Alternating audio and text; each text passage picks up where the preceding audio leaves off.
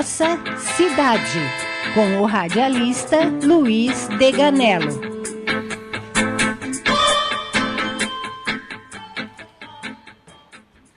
Ouvintes da Rádio Moarandu, estamos iniciando o programa Nossa Cidade, que tem a apresentação e a direção do radialista Luiz Deganello. Muito obrigado. Um grande dia a todos. Iniciamos o programa Nossa Cidade, um programa que procura levar informações aos munícipes sobre tudo o que acontece na cidade, sua organização política, social, administrativa, direitos e deveres dos cidadãos. E a nossa filosofia é a seguinte: se estivermos bem pessoalmente, se nossa cidade estiver bem, o Brasil estará bem. Inicialmente, os cumprimentos de Beatriz Goldman, socióloga e fisioterapeuta. Tudo bom? Espero que todos estejam perfeitamente bem hoje, nesse dia maravilhoso, e que vocês vão ver que é um dia muito importante, porque é o Dia Internacional contra a Corrupção. Tanto o nosso convidado de hoje como o professor Deganello vão falar muito sobre a importância desse dia. E, para isso também, eu convido todos vocês a participarem do nosso programa. É muito fácil. Nós temos a nossa página no Facebook, é só acompanhar nesta página, facebook.com/Rádio Moarandu. Também pode entrar em contato conosco pelo telefone, operadora DDD 11 4198 3017. Tem a nossa página também, tem do próprio site, que você acessa para nos ouvir. Tem ali o espaço para o contato. Aí entra ali, deixa o seu e-mail, o seu telefone e manda a sua mensagem. Teremos muito prazer em responder, atender a pergunta de todos e também aceitar as sugestões de pauta. Então é isso. Muito bem. E contamos hoje, sempre com muito prazer, com a presença do Dr. Carlos Eduardo Marques. Tudo bem, doutor? Bom dia, boa tarde já, né, Luiz Deganello e Beatriz Goldman. Tudo bem, graças a Deus. É sempre um prazer me encontrar aqui com vocês e agradecendo mais uma vez a oportunidade de poder cooperar com o debate, esclarecer algumas dúvidas que são íncitas a todos os ouvintes, todos os cidadãos brasileiros, no que tange ao direito constitucional, direito público e à cidadania ativa. Muito obrigado mais uma vez pelo convite. Nós aqui agradecemos, e é sempre bom lembrar o currículo do Dr. Carlos. Ele é advogado, especialista em Direito Constitucional pela Escola de Direito Constitucional de São Paulo. Advogado militante desde o ano de 2000. Consultor jurídico e parecerista na Marques Consultoria Jurídica. Autor do livro O Fortalecimento dos Municípios como Solução para o Brasil. É professor palestrante, escritor acadêmico, detentor de diversos prêmios na área jurídica e é professor na área de direito. E o tema de hoje, o tema do nosso programa de hoje, é o poder legislativo. Então, nosso programa aqui, Nossa Cidade, naturalmente, o nosso enfoque principal será com relação à cidade, mas, claro, nós vamos saber direitinho de que se trata esse poder legislativo. Nós já falamos sobre o Poder Judiciário, né? Falamos sobre o Poder Executivo, já falamos também ou não? Judiciário. Judiciário, bem, são três poderes. Exatamente. E hoje nós estaremos enfocando aqui o Poder Legislativo, que é importantíssimo, não é? Importantíssimo mesmo, principalmente porque no próximo ano, 2016, nós teremos eleições municipais. E isso atinge o país inteiro. É o começo, né? Hoje a gente reclama tanto desses deputados federais, principalmente, né, que são corruptos, que não servem para nada, essa coisa toda. Mas a gente tem que lembrar que o povo colocou esse pessoal lá. O negócio começa no município, né? A questão de eleger os nossos representantes o início é aqui no município. E daqui se desencadeia para o Estado e depois para a Federação. Depois, se não elegemos bem esses nossos representantes, naturalmente, o país inteiro sofre, né? Sofre e sofrerá. Mas temos que reconhecer que grande parte da culpa é nossa mesmo, né?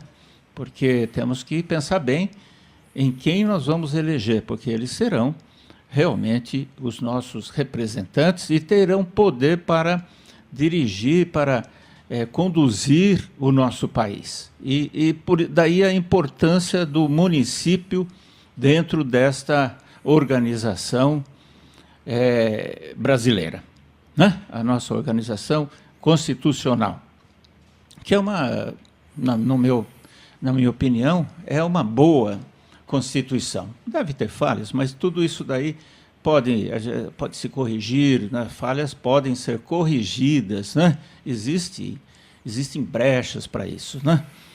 E o problema é assim, temos que cumprir a Constituição, não é verdade? E nem sempre isso acontece. Mas eu gostaria de perguntar, então, ao Dr. Carlos, iniciar perguntando o que vem a ser o nosso poder legislativo. Perfeito, Luiz. Mais uma vez eu agradeço, inclusive, a pergunta. O poder legislativo hoje, lógico que tem todo um contexto histórico até chegarmos nos dias de hoje, inclusive no Brasil e no mundo. Mas o poder nós já falamos em outras ocasiões, e assim o poder é do Estado. Do Estado, quando nós falamos de Estado, nesse contexto, é do país. Né? Então, em um determinado momento da história, chegou-se à conclusão que todo aquele que tem o poder tende a abusar do poder. E vem a teoria da tripartição do poder, desenvolvida por Montesquieu, no contexto mundial, onde essa teoria fala que o poder do Estado, do país, né, para podermos entender melhor, ele não pode ser centralizado nas mãos de uma pessoa só, de um grupo só. Aí vem a teoria tripartição, porque esse poder ele se subdivide em executivo, legislativo e o judiciário. No caso do tema de hoje, o poder legislativo nada mais né, o poder que está incumbido, resumidamente falando, de fazer as leis que nós, cidadãos, iremos cumprir no nosso dia a dia. E outra função precípua do Poder Legislativo, seja a nível federal, estadual ou municipal, é fiscalizar o cumprimento das leis pelo Poder Executivo na administração da coisa pública. Que tudo, nós vivemos, né, numa república, como já tivemos a oportunidade também de expor esse pensamento aqui, onde a coisa é pública. Res vem do latim, coisa, né, pública, coisa do povo. Muito bem. Você citou Montesquieu, não é? Porque nós hoje vivemos numa república, não é? Então, isso, naturalmente, teve uma origem histórica. E aí a gente pode voltar lá ao que você disse do Montesquieu, não é? Que ele foi um grande pensador aí do século XVII, né? Por aí, 1600, não tenho as datas exatas aqui, mas foi justamente Montesquieu quem inspirou muito, né? As mudanças dos regimes do mundo inteiro, não é? Estados Unidos, inclusive. Então, inspirou a Revolução Francesa, né? Então, existiam ali os iluministas, chamados iluministas, né? E até por isso, pensadores iluminados, digamos assim. Até por isso, a cidade, Paris, passou a se chamar Cidade Luz. Né? Não é porque ela tinha muitas lâmpadas, mas sim porque tinha muitos pensadores em Paris e em toda a Europa, né? Londres e tudo mais, e que influenciaram essa mudança. Então, aconteceu daí a Revolução dos Estados Unidos, na Revolução Americana, e em seguida logo a Revolução Francesa, né, que realmente mudou tudo. E aí, então, surgiu essa república, não é? Essa república da atualidade, o que é uma coisa super importante, não é? Então, a gente é sempre bom fazer uma visita assim, à história, saber como que nós chegamos a esse patamar da nossa república, não é? E é muito interessante. E eram pensadores muito respeitados, né? E que transformaram o mundo. Daí, então, é que surgiram também, então, já esses três poderes, né? Então, já desde lá a Revolução Francesa, que tudo isso foi estabelecido, não é? E daí a importância para nós aqui, quer dizer, hoje nós estamos aqui no município, né? Estamos exercendo, digamos assim, essa prática da república. E isso é muito interessante. Agora, tudo tem que ser aperfeiçoado, naturalmente. Se estamos passando uma fase assim um pouco complicada, mas acredito que tudo será resolvido, né? Eu não sei se você tem algum outro dado histórico sobre o surgimento dos municípios, né? Porque, é claro, até as cidades, né? Se você for indo um pouco mais para trás, como surgiram as cidades? Então, você vai lá para o Egito, principalmente, Egito, Mesopotâmia, né?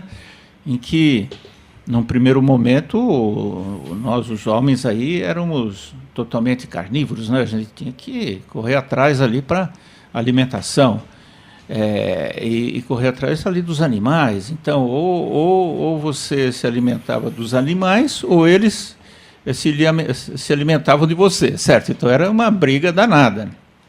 Até que, digamos assim, o homem passou a ter um outro momento.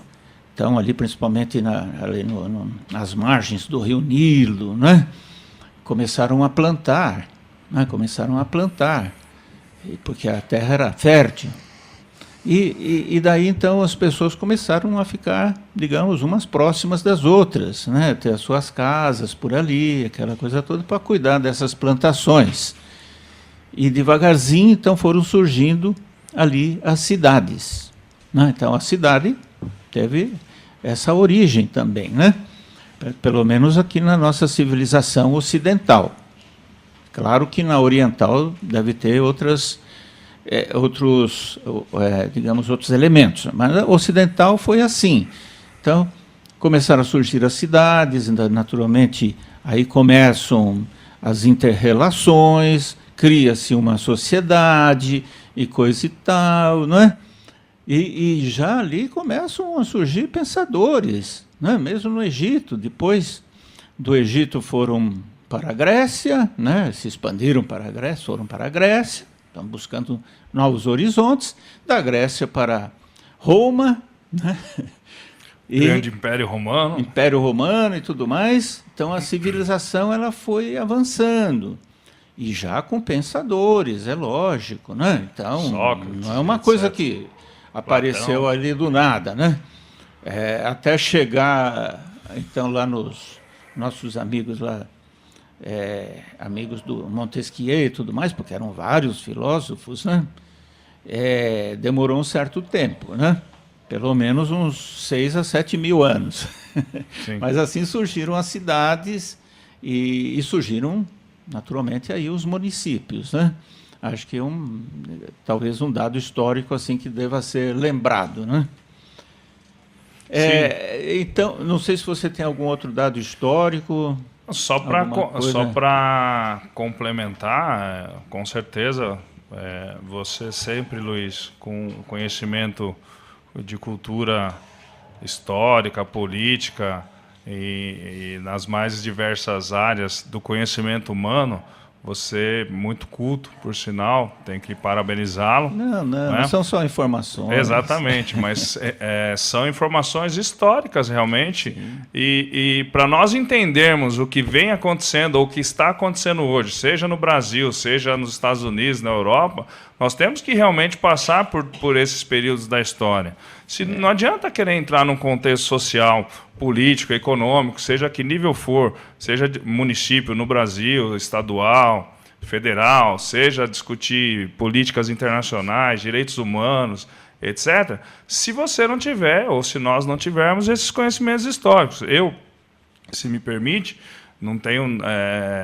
o que eu vou dizer é só em termos complementares ou tentar aglutinar um pouco mais de informações, se bem que você já deu uma aula de história, assim, que, para mim, eu já me sinto satisfeito. Mas muito rapidamente. Mas como propósito aqui é de nós termos uma conversa, né, até para auxiliar os nossos cidadãos, né, e os nossos ouvintes. Realmente, eu gosto sempre, que possível, e é o que nós estamos fazendo agora, contextualizar, pelo menos em grandes momentos da história mundial, para até chegarmos no momento atual. Eu, no mínimo, gosto sempre de partir da Grécia. Né? Lógico, tivemos vida antes, né? E outros contextos, né? Mas fato é que, e você falando, eu ia fazendo minhas anotações aqui, né? O homem, ele é um animal por si só, né? Só que um animal racional. E antes de falarmos em municípios, em cidades, etc., o homem viveu um período, no contexto mundial, viveu um período que o próprio direito chama de direito natural das coisas, né? Ou seja, é bem aquilo que você havia dito, ou disse agora há pouco. Ele tinha um instinto de sobrevivência, como é natural de todos os animais, e para sobreviver ele tinha que se alimentar, matava os animais, senão até ele virava presa fácil dos animais da época, até nas idades mais antigas aí da humanidade. Tinha necessidade de se esquentar também, né? Aí também tem toda uma história do fogo, etc., e como ele fazia para se esquentar. E o meu pensamento nesse momento está na idade antiga, né? Inclusive usando as peles dos animais que ele usou para saciar a sua fome, para também se aquecer, antes até mesmo do fogo, ou paralelamente ao fogo em si, né? E o direito natural das coisas era justamente esse, né? E tinha a natureza com seus atos, fatos e situações, o homem vivendo dentro de um contexto natural, tendo que sobreviver, né? Tendo que suprir as suas necessidades, inclusive de alimentação, para fazer cessar o frio do seu corpo, etc. E assim realmente foi o primórdio, ou os primórdios, né? Foram os primórdios da humanidade. Até que esse homem primata, né? Eu lembrei de uma música do Titãs agora, né? Homem primata, capitalismo selvagem, né? Opa. É o que nós vemos agora, mas vamos, né? Ainda dentro desse contexto do homem primata, né? Com a evolução dele, ele vem percebendo que se ele se unisse, né? Tinha já a família naqueles momentos, né? Necessidades mesmo, né? Construída pelo homem, pela mulher e sua descendência, né? Em um determinado momento da história e da evolução do homem em si, né? Dentro desse contexto, ele verifica, vão se formando os clãs, e aí o homem já um pouco mais civilizado, chegando próximo do Egito, da Grécia, né? Chegando mais próximo aí dessas civilizações, vão se formando os clãs das famílias, as tribos, etc., né? Então, cada clã tinha lá o seu chefe ou os seus chefes, né, que comandavam e davam o veredito final. Comandava em que sentido? Na verdade, eles legislavam, né? Se a gente puder fazer esse comparativo com o poder legislativo de hoje. Sim. Então, aqui no nosso clã, na nossa tribo, a regra é essa, ou as regras são essas. E cada qual componente daquele clã ou daquela tribo tinha que submeter aquelas regras. Sim. Se não se submetessem, ou se descumprissem, ou fossem contra as regras, iam ser ou sofrer, né, todas as consequências do seu não cumprimento. Ou seja, iam ser julgados e muitas vezes até banidos daquele clã, daquela tribo, né, pelo chefe do clã, né, o chefe da tribo. Né? Existia sempre uma, digamos, Exatamente. uma constituição. Né? Pessoas eleitas ou aclamadas para serem os chefes dessas comunidades, né? Nesse contexto histórico. Com o evoluir da humanidade, esses clãs, pessoas que eram do clã A, por exemplo, da tribo A, começaram, até por questões naturais dos homens, né, da civilização, a se relacionar com os outros clãs, né? Então começou a ter uma miscigenação entre os clãs, inclusive em termos de família. Né? Então, filho do chefe do clã A casando com a filha do clã B, do clã C, etc. E assim sucessivamente. Aí muitos clãs, né? Muitas tribos, né? Todo mundo com as suas regras e tudo mais.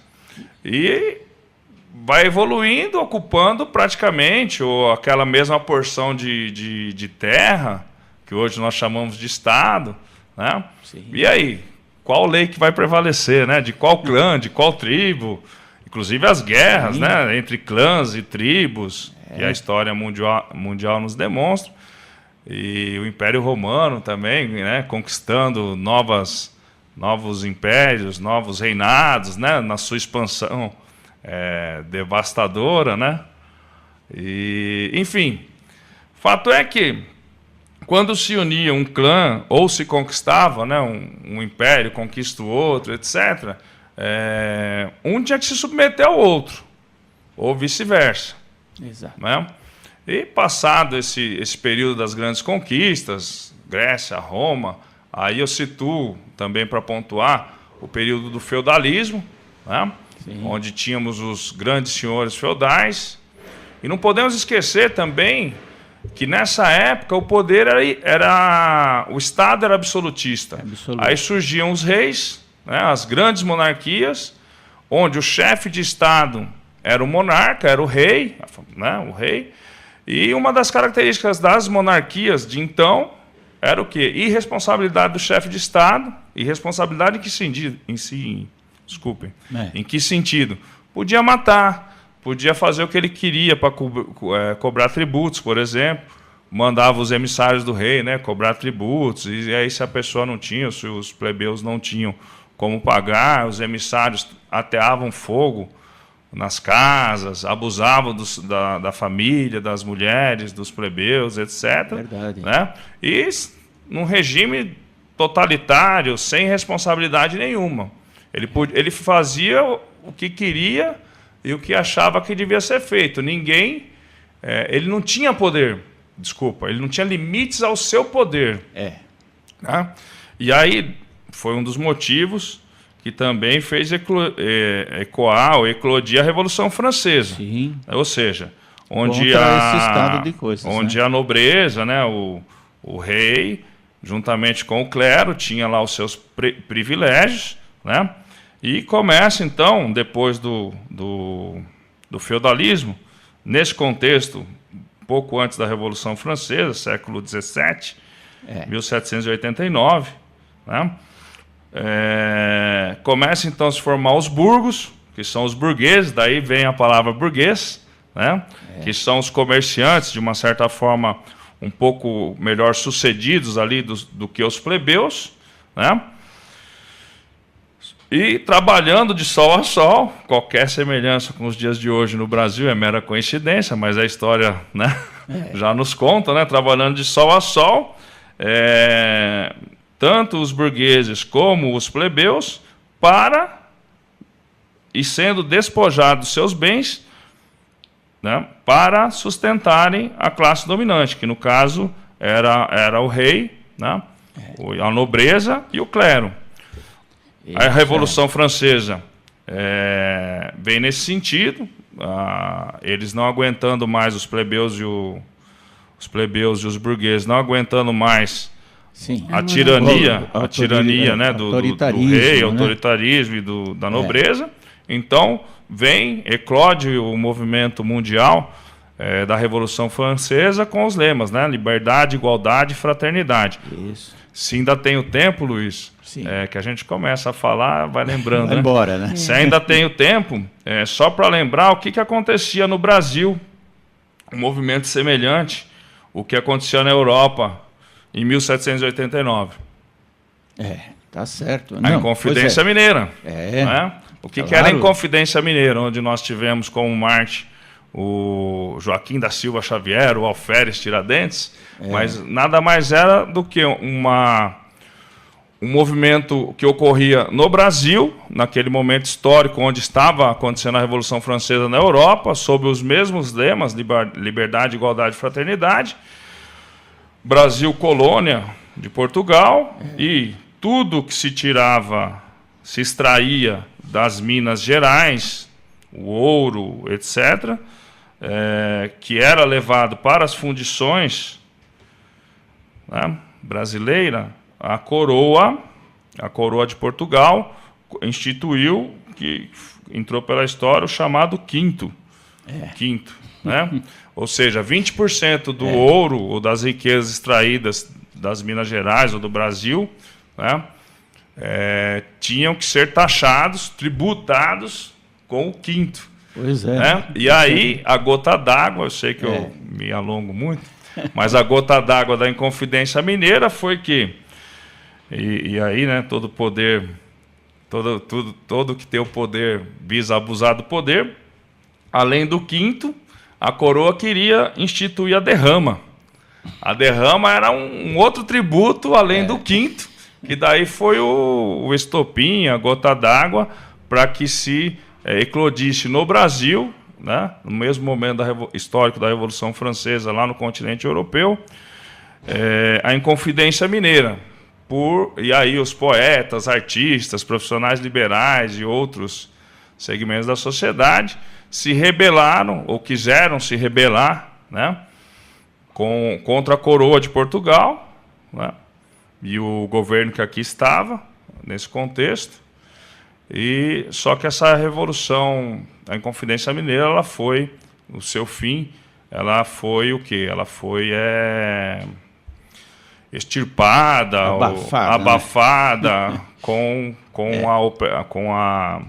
a opressão bélica do Estado brasileiro. A força mesmo, exatamente. Né? E olha que eram só 20%, hein? Só 20%, né? Se fosse nessa época agora, então...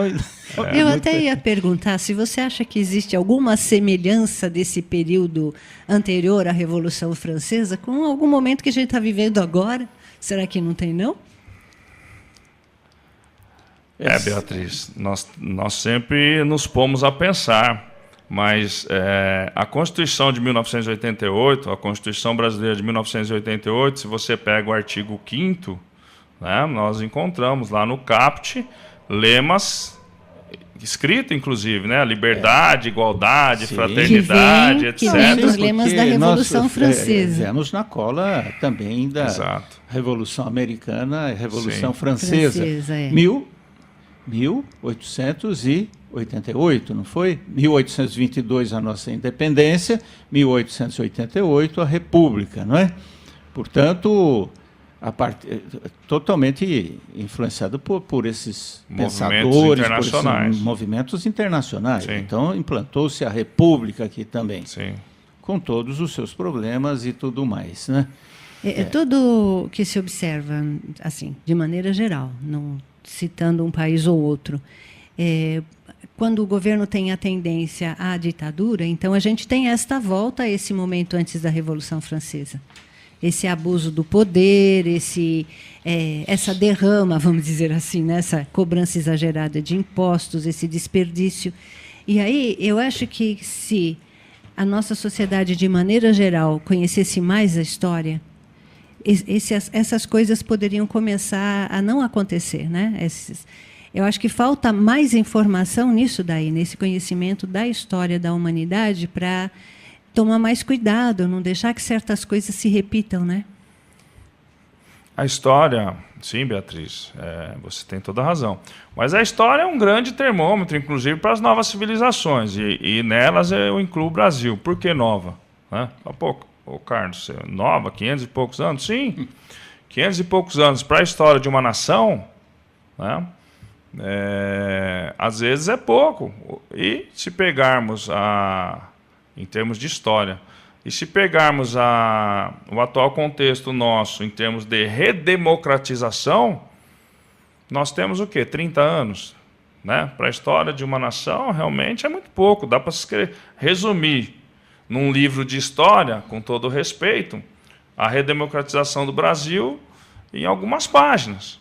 1980. E nós estamos escrevendo as páginas da redemocratização do Brasil, inclusive agora, no atual contexto que nós vivemos.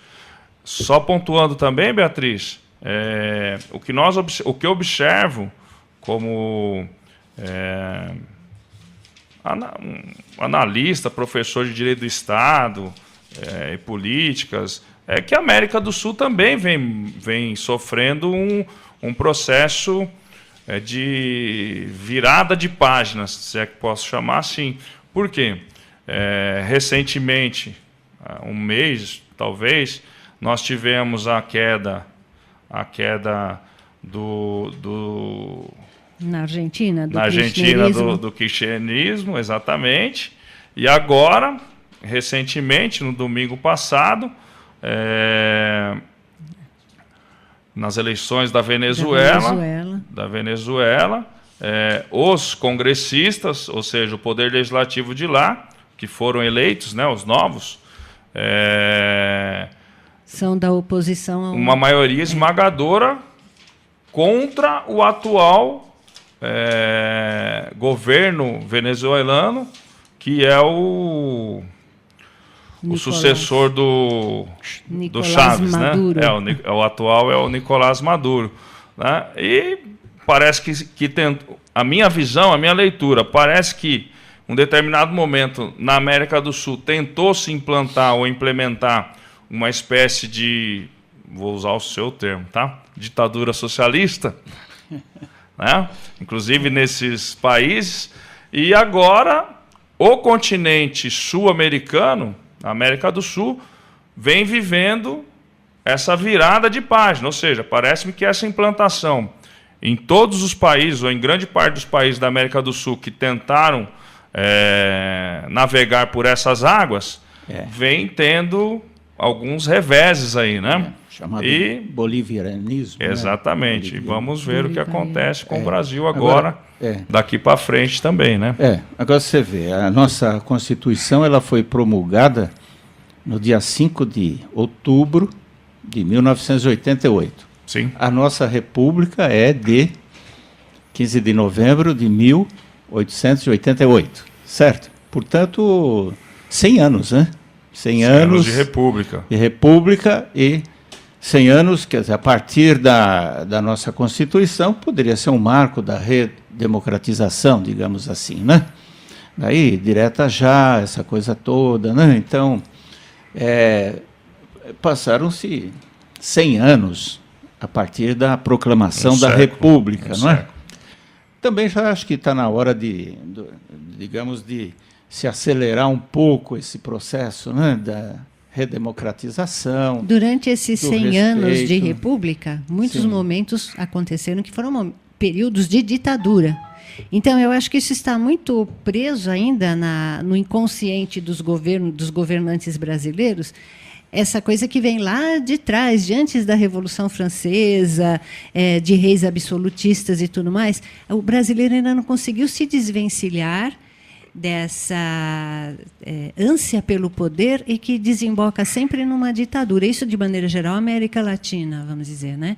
Eu acho que é muito reflexo de toda a história da dominação espanhola, da dominação portuguesa, e que daí foi evoluindo. E quem entra, parece que ainda tem essa ânsia do poder absoluto, né? Então, precisa fazer valer o que aconteceu a partir do século seguinte, 1988, né, para apagar essa coisa que parece que faz parte da cultura, da política da nossa América, que é manter essa visão de ditadores, de abuso de poder, vamos dizer assim, né? É que já vem desde o descobrimento, porque Portugal veio para cá com tudo, né? Foi o que eu trouxe disse, as Portugal, coisas todas prontas, inclusive o ordenamento jurídico era português e uma proteção muito grande, né? Assim, com relação às pessoas, à sociedade em geral. E isso foi implantado e até hoje repercute, né? Quer dizer, você vê que o protecionismo ainda é muito usado, né, para, digamos, dirigir as leis do país, né, ou pelo menos para dirigir o país. Né, a velha frase, né? Você sabe com quem você está falando? Então, bem, mas nós vamos fazer aqui um pequeno intervalo, sim, né? Sim. E já voltamos aqui vamos voltar aqui um pouco, falar dos municípios, né? Porque estamos à beira agora de uma eleição, né, 2016, e daí vale a pena a gente focar um pouco aqui nos municípios.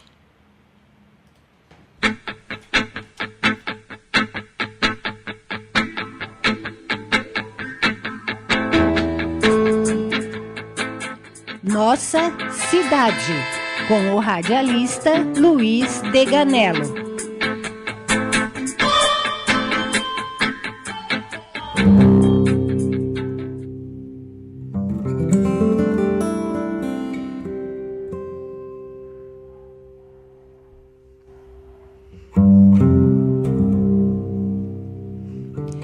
Venha conhecer a Clínica de Fisioterapia e Acupuntura Caminhos Alternativos, onde profissionais altamente qualificados oferecem tratamentos em ortopedia, neurologia, acupuntura, RPG e ainda aulas de pilates e aikido.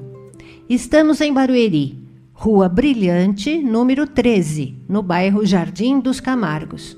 Nosso telefone DDD 11 4163 4174. Visite o nosso site www.caminhosalternativos.com.br.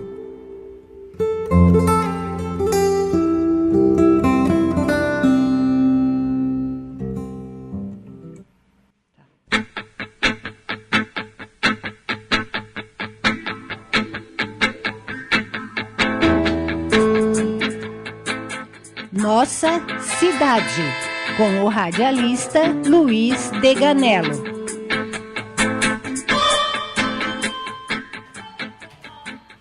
Retornamos com o nosso programa, Nossa Cidade, hoje enfocando o poder legislativo com o Dr. Carlos Eduardo Marques, e especialista na nossa Constituição, ou na Constituição em geral, né? Porque a nossa Constituição ela é produto de muitas constituições, não é? Não só brasileiras, como internacionais. E eu gosto sempre de lembrar a nossa filosofia, que é a seguinte: se estivermos bem pessoalmente, se nossa cidade estiver bem, o Brasil estará bem. Bom, agora vamos falar, então, aqui, o poder legislativo aqui nas nossas cidades brasileiras, não é? Eu gostaria de perguntar ao doutor Carlos, né, porque, digamos, na cidade, o poder legislativo é formado por vereadores, né?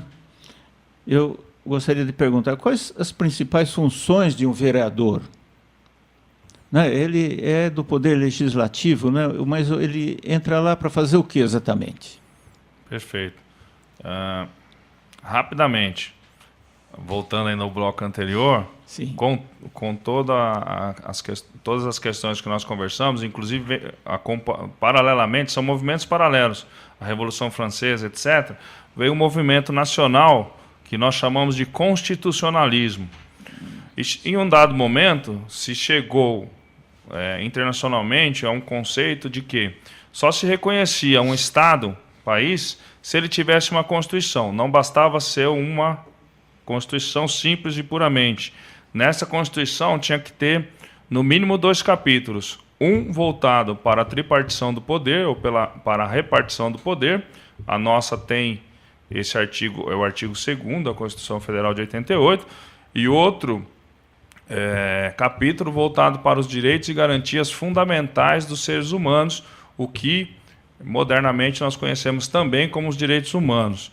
No caso da nossa Constituição brasileira, é o artigo 5º. Não só o artigo 5º, ele não se exaure ali, os direitos e garantias fundamentais, sim, mas para nós conseguirmos nos situar dentro da Constituição, da atual Constituição brasileira. Vivemos uma federação. A federação, o que é? Repartição de competências administrativas. Temos os entes federados, que são a União Federal, Brasília, que manda no bom sentido, administra todo o território nacional, as políticas públicas. Temos 26 Estados-membros, por exemplo, a exemplo de São Paulo, Minas Gerais, Rio Grande do Sul, Ceará, Amazonas, etc., mais o Distrito Federal, e temos 5.700 municípios brasileiros atualmente no Brasil, que é o ente federado, a célula mais próxima do cidadão. Respondendo à sua pergunta, sim, Luiz, em todos os municípios brasileiros, em todos os 5.700 municípios brasileiros, nós temos 2 dos poderes, ou seja, o executivo, não é alvo da nossa conversa de hoje, mas o executivo é o prefeito municipal nos municípios, e o legislativo, que é poder legislativo local, sim, e quem nós elegemos para nos representar nesse poder legislativo local são os vereadores. Em todas as esferas de governo, seja federal, nós temos o Legislativo Federal, né, o Congresso Nacional, nós temos o Legislativo estadual, que são os deputados estaduais, estão lá nas assembleias legislativas, e os vereadores, que representam o Legislativo Municipal, né, todos os representantes do Legislativo, seja que nível for, respondendo a sua questão em específico, nos municípios, função ou funções primordiais. E lá, no artigo 31 da Constituição Federal de 88, para o leitor que quiser consultar, lembrando que a Constituição está de acesso muito fácil hoje em dia com a internet, para todo cidadão. É só entrar no site do Senado, da Câmara dos Deputados, os sites oficiais que você tem acesso. Entrou no Google lá, coloca a Constituição Federal lá que vai aparecer tudo. Em específico, no município, no artigo 31 da Constituição Federal, fala que a fiscalização do município será exercida pelo Poder Legislativo Municipal, mediante controle externo e pelos sistemas de controle interno do Poder Executivo Municipal na forma da lei. Então, dentre outras situações, funções precípuas e básicas do vereador: fazer leis para serem cumpridas no município e fiscalizar, sim, o Poder Executivo local, no caso, os prefeitos, ou o prefeito do seu município, na verdade, sim, né? Sim, claro.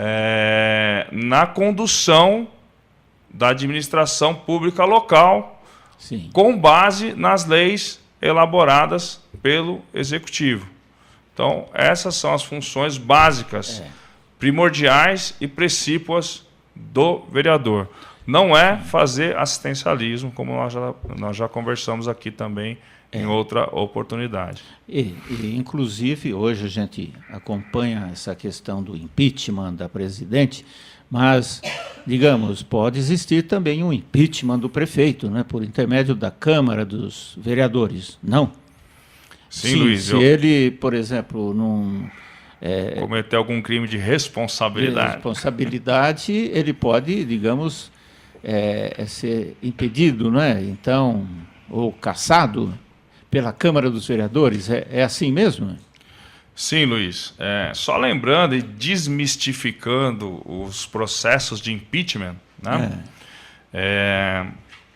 E me parece muito claro, respeitando doutas opiniões contrárias, inclusive de juristas, mas como constitucionalista, me parece muito claro que impeachment em nenhum momento é golpe.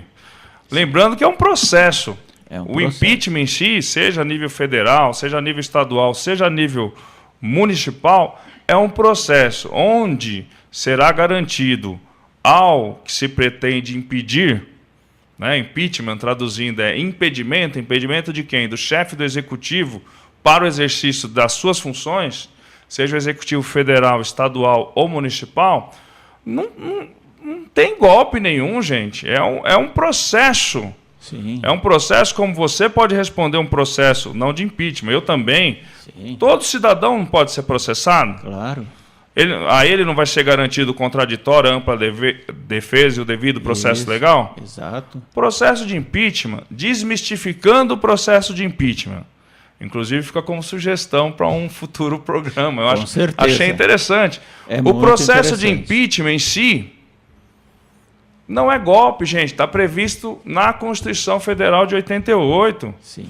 E pode ocorrer, como já ocorreu numa história recente, com o chefe de um executivo federal, na ocasião, o ex-presidente Fernando Collor de Mello, né, o movimento dos caras pintadas, etc., em 92. Né? Sim. E pode ocorrer com qualquer presidente. Tentaram fazer com o Fernando Henrique Cardoso. Né? Sim. E agora nós estamos observando a deflagração de um novo processo de impeachment. Só quero deixar frisado aqui, Luiz, Sim. que eu não sou partidário. Meu partido é o Brasil. Claro. Tá? Como cidadão e professor. Eu não faço alusão, não quero fazer alusão a nenhum partido político. Né? Eu estou dizendo em termos de Constituição Federal. Seja lá quem for que esteja Exatamente, no poder. Quem esteja no poder. E, de qualquer forma, o foco é a Constituição. Né? Sim, então, é essa daí que rege tudo. Eu acredito que nos municípios a coisa fique um pouco mais difícil, né? Eu não conheço nenhum caso de impeachment de prefeito por câmaras dos vereadores. Não sei se existiu, porque normalmente é até o próprio Poder Judiciário, né, que digamos, bloqueia o prefeito, né? Porque na relação, o que a gente sente que na relação de vereadores e prefeito, então, nós estamos aí nos municípios, os vereadores acabam se tornando muito dependentes do poder executivo, né, na figura do senhor prefeito, e eles acabam, digamos assim, relevando muitas coisas, né? Porque, como você falou, não é uma função assistencial, mas ele usa essa questão assistencial para se eleger ou até para se reeleger e até se perpetuar no poder, porque ele pode ser reeleito infinitamente, não é? Infinitas vezes. Não é o caso do prefeito, mas do vereador, sim, não é? Ele pode sempre estar se reelegendo.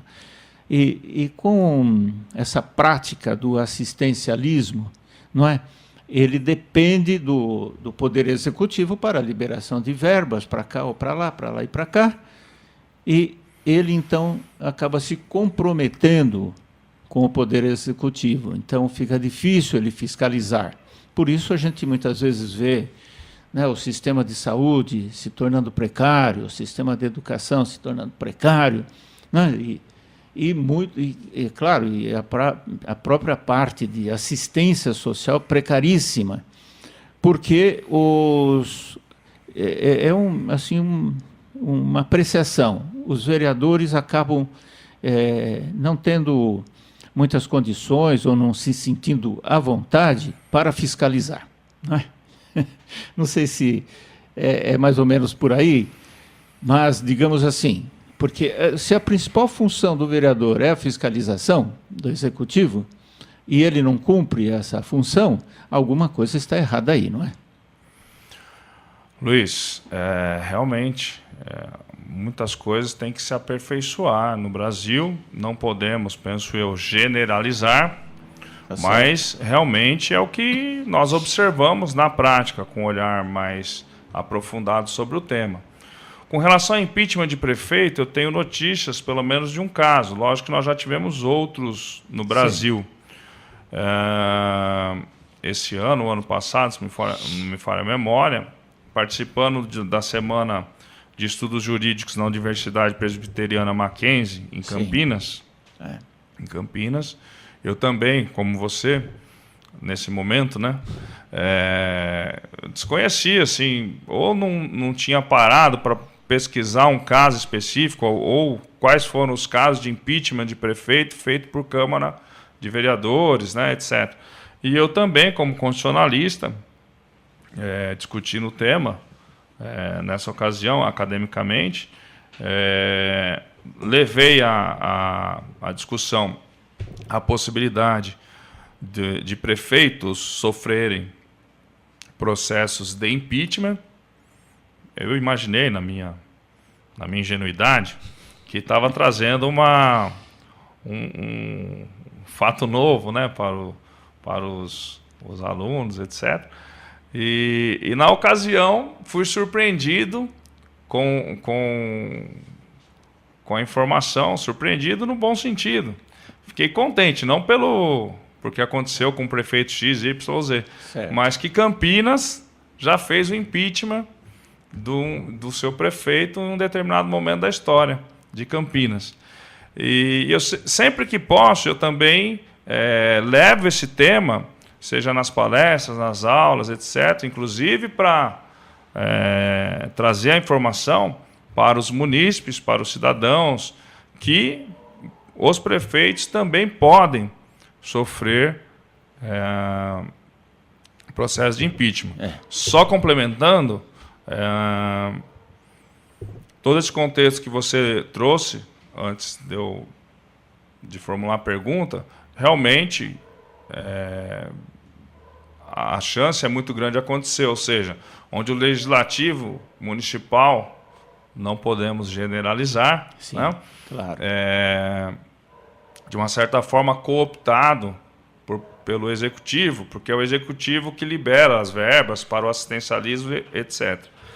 Eu, particularmente, defendo que, como o executivo, o chefe do executivo, seja municipal, estadual, federal, só pode ser eleito e reeleito, depois não pode prosseguir nas reeleições, ou seja, ele tem que ficar fora do cenário político pelo menos por um mandato, ou seja, por mais 4 anos, sim, no mínimo 4 anos. Eu defendo, e perdemos uma grande oportunidade no começo do ano, onde o Congresso Nacional discutiu o que ele chamou de reforma política, né, de implantar essa situação para o Poder Legislativo municipal. Municipal, estadual e federal, ou seja, se eleger uma vez, pode concorrer somente a mais uma nova reeleição. Isso. Seja vereador, seja deputado estadual, seja deputado federal, seja senador da República. Por quê? Porque senão nós temos uma ditadura do legislativo. A pessoa, muitas vezes, o candidato, muitas vezes não sai do sistema. Por quê? Porque ele vai se reelegendo, se reelegendo, se reelegendo, e se reelegendo e fica, vai mantendo o seu eleitorado pelo assistencialismo, né? Que não deixa de ser o voto de cabresto, conhecido na história do Brasil, lógico, com outra roupagem, quando tivemos aqui o coronelismo. O atual voto de cabresto, se podemos fazer as comparações e as analogias pertinentes a ambos os momentos históricos que nós tivemos no Brasil. Sem contar que no município é muito mais fácil o candidato, o prefeito que for eleito, carregar consigo o maior número de candidatos vereadores também, eleitos, né? Parece que um puxa o outro, não sei se é o candidato que puxa o prefeito ou o contrário, né? Mas, geralmente, aquele que ganha a eleição, o prefeito que ganha, também são eleitos a maioria daqueles candidatos que estiveram com ele durante a campanha. Então, ele vai ter sempre a maioria na Câmara. Vai ser difícil ter o prefeito de um lado e a Câmara do outro, porque essa composição vai ser mais para o lado dele mesmo, né? Então, Beatriz, aí já vem a discussão da própria política em si, né? Porque, como nós dissemos agora há pouco, quem faz as leis são os vereadores. Né? E o executivo não governa se não tiver as leis, se não tiverem as leis, inclusive do seu interesse, para implementar políticas públicas aprovadas pelas câmaras municipais. E não é uma situação só do município, isso ocorre, a política em si, né? É também política dos governadores de estado, e é o que está acontecendo, sempre aconteceu no governo federal. Né? Tanto é que nós estamos observando, lógico que não é para aprovação de lei, mas né, ontem e hoje, né, no Congresso Nacional, a questão política do processo de impeachment atual que o Brasil vem observando. Né? Ou seja, o governo, o executivo, né, o federal no caso, fazendo a sua política, legal até, isso é legal, é jogo político, é a política. Em Grécia e Roma já tinha política também, né? Não, sempre. Luiz e Beatriz, claro. Isso é a arte da política, né? O homem é um ser político, um animal político. Tem um grande filósofo também que, em um determinado momento da história, deflagrou essa frase, e é verdade. No sentido de quê? De ter as suas leis aprovadas, etc., senão muitas vezes ele não consegue governar. Mas o fato de um se imiscuir no outro, um poder se imiscuir no outro, legislativo e executivo, isso é uma questão muito tênue.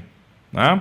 E só acontece, penso eu, ou um dos grandes motivos que isso ocorre, é do cidadão não estar fiscalizando. O cidadão, se você perguntar hoje, o cidadão brasileiro, em quem ele votou nas eleições passadas, seja para deputado estadual, seja para deputado federal, senador, etc., e vereadores, ele não lembra. Então, a gente reclama muito dos poderes constituídos, seja a que nível for. O cidadão brasileiro reclama muito dos vereadores, dos prefeitos, dos governadores, dos deputados estaduais, senadores, etc., etc. Mas o que o cidadão brasileiro está fazendo realmente para que a coisa aconteça? E aí você pontuou muito bem no início da nossa conversa, Luiz. Nós temos que fazer também essa autorreflexão, nós como cidadãos, né? Por que chegou onde chegou? Por que isso está acontecendo? O que eu estou fazendo para que a vida política, social, econômica do meu país, do meu estado, do meu município, melhore, mude? Né? Isso mesmo. O cidadão como agente de transformação, de melhorias no próprio sistema político brasileiro. Lógico, nós estamos engatinhando ainda na redemocratização do país. Já conversamos e pontuamos. Parece-me que o Brasil vai virar uma página, seja o resultado final do processo que nós estamos vivendo agora, ele qual for, devemos respeitar, desde que for feito com base na Constituição Federal e respeitando as leis e princípios constitucionais, mas quer me parecer, como especialista em direito público, professor, observador desses fenômenos, não só no Brasil, que a América Latina em si também vem passando por esse processo de uma espécie de virada de página. Mudanças. São mudanças, exatamente. O fim de um ciclo, né? Fim de um ciclo que, e os ciclos nós sabemos, né? Ou eles se ressignificam, né? Ou terminam para começar um outro. Isso até não é nem às vezes o direito, isso aí nós importamos o direito de outras ciências, né? Inclusive da saúde. E para finalizar, doutor Carlos, gostaria de perguntar o seguinte: o que um candidato a vereador deve pensar antes de lançar sua candidatura? Luiz, isso é uma questão, penso eu, crucial. Inclusive, o sistema deve se aperfeiçoar nesse sentido. Veja, para o juiz de direito, aí eu falo um pouco do Poder Judiciário para a gente terminar de conseguir responder a sua questão. Para o cidadão ser um juiz de direito, ele tem que passar por um concurso de no mínimo 5 fases, né? Concursos árduos, penosos, para que ele se invista no cargo. Para ele ser um promotor de justiça, da mesma forma, um delegado, o advogado, né? Nós, além dos 5 anos de graduação, se nós não prestarmos o concurso de exame da OAB, né? Nós somos bacharéis em ciências jurídicas. Sim. Nós não podemos atuar como advogado, não é verdade? É verdade. E nós, essas pessoas os defensores públicos e todos mais que fazem parte, cada qual ao seu papel do Poder Judiciário, nós temos que passar por essas avaliações, né? Para o legislativo, seja ele em que nível for, e executivo, poderes também da mesma importância que o judiciário, né? Os poderes têm que ser harmônicos e independentes entre si, não é verdade? Mas para ingressar ou serem candidatos a um cargo do legislativo ou do executivo, seja que nível for, inclusive da presidência da República, a atual legislação não prevê o quê? Que o candidato seja alfabetizado. Resumidamente, saiba ler e escrever. Com todo o respeito, né? Mas quer me parecer que o cidadão, para se candidatar a um cargo de suma importância, seja municipal, estadual, federal, etc., ele tem que ter, no mínimo, não vou nem falar o curso superior, porque às vezes tem... Mas, enfim, no mínimo, tinha que ter uma escola de governo. E ele tivesse que fazer um curso, não sei se de 2 anos, de 3 anos, né? E ser aprovado que o habilitasse, ser aprovado nesse curso, né? Para estudar a Constituição, políticas públicas, o que é a República, o que é história mundial, etc. Qual é a história do Brasil, enfim, como lidar com a coisa pública, né? Para que aí ele pudesse concorrer a um cargo desse. Ou para não ser tão radical, isso acontece com os magistrados, com os promotores, com os delegados, etc., após aprovados também. Uma vez eleito, como condição para receber o diploma, para ser diplomado como vereador, deputado, etc., ele teria que cursar uma espécie de academia de direito do Estado, uma escola.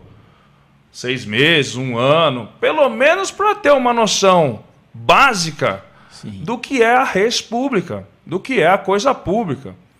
E do que é a responsabilidade, né? Do que é a responsabilidade e do que ele pode acontecer, inclusive, com o mandato dele, se assim ele não desempenhar bem, né? Agora, só finalizando,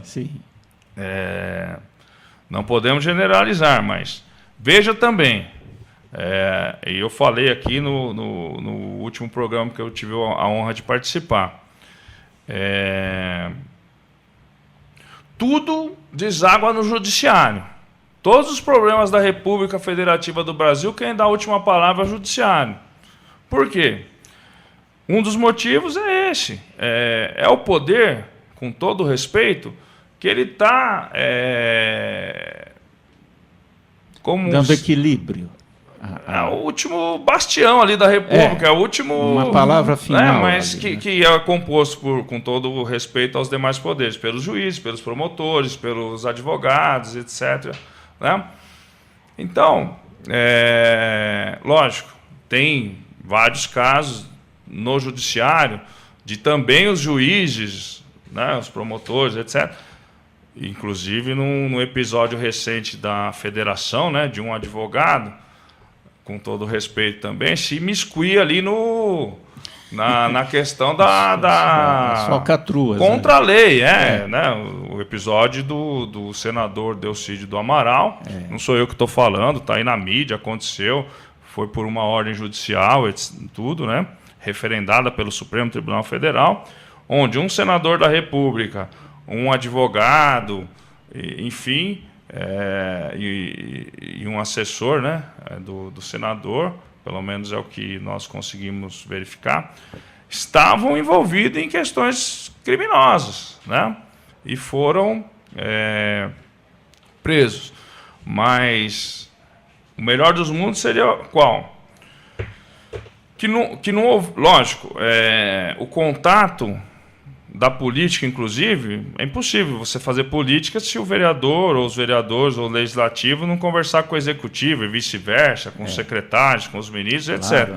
Mas, assim, a linha fronteiriça tem que ser delimitada pela ética, pela moral, pelos bons costumes, pela moralidade, inclusive o princípio do artigo 37 da Constituição Federal.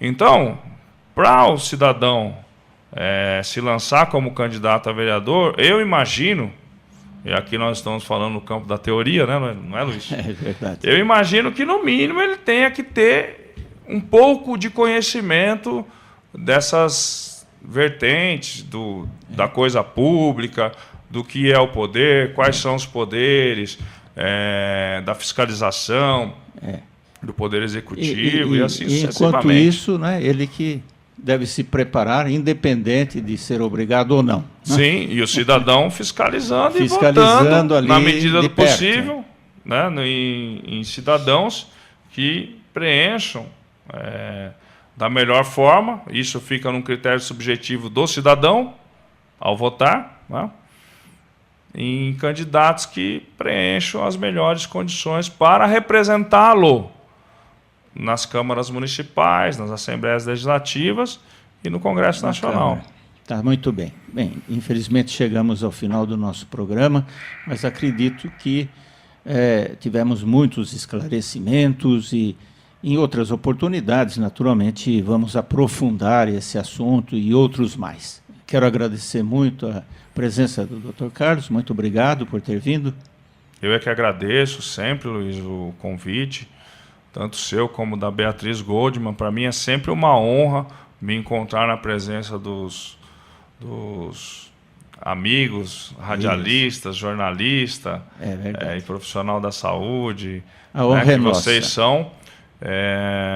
E sempre que puder e que for chamado, estarei, e como estou à disposição da sociedade brasileira, como professor, inclusive, na área do direito público, para esclarecimentos e debates que se fizerem necessários, no sentido de contribuir. Essa é a minha contribuição, independente de outras questões financeiras e econômicas. Sim, claro. Né? Essa é a minha missão, essa é a minha contribuição, que eu sempre estarei disposto a dar e contribuir para a nação brasileira. Muito obrigado. Obrigado, Beatriz Goldman. Eu é que agradeço, é sempre uma aula, né? Maravilhoso, muito obrigada. E muito obrigado a você, nosso ouvinte, e aguardamos sua presença em nosso próximo programa.